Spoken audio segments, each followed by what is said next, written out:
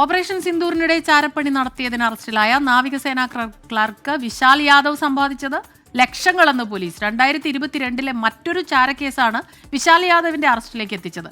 നിലവിൽ രാജസ്ഥാൻ ഇന്റലിജൻസിന്റെ 4 ദിവസത്തെ കസ്റ്റഡിയിലാണ് വിശാൽ യാദവ്. അജീഷ് ജയകുമാറാണ് ചേരുന്നത് വിവരങ്ങളുമായി.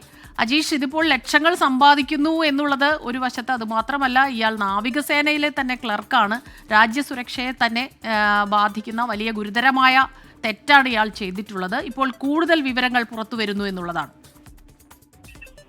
കഴിഞ്ഞ ദിവസമാണ് നാവികസേന ആസ്ഥാനത്തെ ഡയറക്ടറേറ്റ് ഓഫ് ഡോക്യാർഡിലെ ക്ലർക്കായിട്ടുള്ള വിശാൽ യാദവിനെ രാജസ്ഥാൻ ഇന്റലിജൻസ് അറസ്റ്റ് ചെയ്യുന്നത്. ചാരപ്പണി ചെയ്തതിനെ തുടർന്നായിരുന്നു, അത് കണ്ടെത്തിയതിനെ തുടർന്നായിരുന്നു ഇയാൾ അറസ്റ്റ് ചെയ്തത്. ഇപ്പോൾ കസ്റ്റഡിയിലുള്ള ഇയാളെ ചോദ്യം ചെയ്തതിലെന്നാണ് കൂടുതൽ വിവരങ്ങൾ പോലീസിന് മനസ്സിലാക്കാൻ സാധിച്ചത്. അതായത് ഇയാൾ കഴിഞ്ഞ 3 വർഷമായി ഇയാൾ പാകിസ്ഥാനിലെ ഒരു വനിതയുമായി ബന്ധമുണ്ട്. മാത്രമല്ല സേനയുടെ പല വിവരങ്ങളും ഇയാൾ ചോർത്തി നൽകിയിട്ടുണ്ട്. ഇത്തരത്തിൽ ഇയാൾ 2 ലക്ഷത്തോളം രൂപ കഴിഞ്ഞ 3 വർഷത്തിനിടയിൽ സ്വന്തമാക്കി എന്നാണ് പോലീസിന്റെ ചോദ്യം ചെയ്യലിൽ സമ്മതിച്ചിട്ടുള്ളത്. കൂടാതെ ഓപ്പറേഷൻ സിന്ദൂർ നടക്കുന്ന സമയവും അതുമായി ബന്ധപ്പെട്ട നിർണായക വിവരങ്ങൾ പാകിസ്ഥാന് കൈമാറിയിരുന്നു. അതുവഴി 50,000 രൂപയാണ് ഇയാൾ വാങ്ങിയത്. ഇത് പല രീതിയിലാണ് ഇയാൾ പണം വാങ്ങുന്നത്. ക്രിപ്റ്റോ കറൻസി വഴിയും അല്ലാതെയും ഒക്കെയാണ് ഇയാൾ പണം കൈമാറ്റം ചെയ്തിട്ടുള്ളത്. ഇപ്പോൾ അതിന്റെ അക്കൗണ്ടിന്റെ അടക്കം വിശദാംശങ്ങൾ പോലീസ് ശേഖരിച്ചു വരികയാണ്. നേരത്തെ ഹരിയാനയിൽ നിന്നാണ് ഇയാളെ പിടികൂടിയിട്ടുള്ളത്. പോലീസ് പറയുന്നത് ഇയാൾ ഒരു ഓൺലൈൻ ഗെയിം അഡിക്റ്റ് ആണ്. ഇത്തരത്തിൽ വൾണറബിൾ ആയിട്ടുള്ള ആളുകളെയാണ് ഈ പാകിസ്ഥാൻ